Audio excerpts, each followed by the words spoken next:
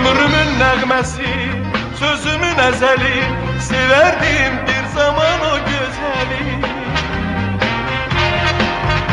O mənim ilhamım, o mənim səsimdir, ən doğma, ən ürvi bir kəsimdir.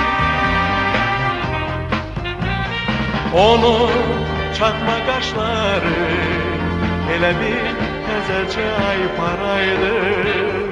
Onun qara saçları, zülmətli gecədən də qaraydı.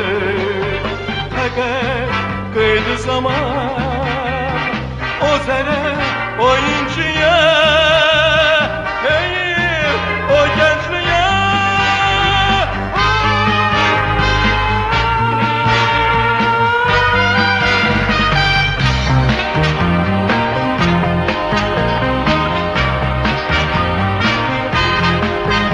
Üstünə səpərdim ən təzə gülləri, bircə gülüşü mənim dərsimdir.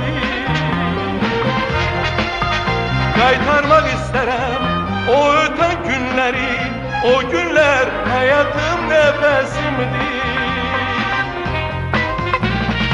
Onun çatma qaşları, elə bir təzəcə ay paraydı.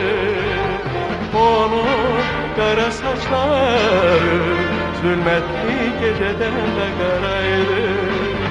Fəqət qıydı zaman, o zərə, o inciyə, deyir o gəncliyə.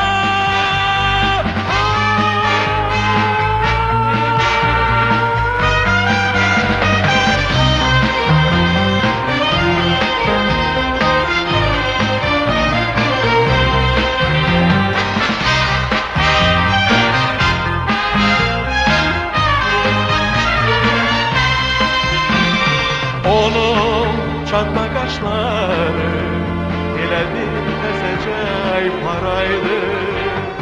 Onun qara saçları, zülmətli gecədən də qaraydı. Fəqət qıydı zaman, o zərə, o inci.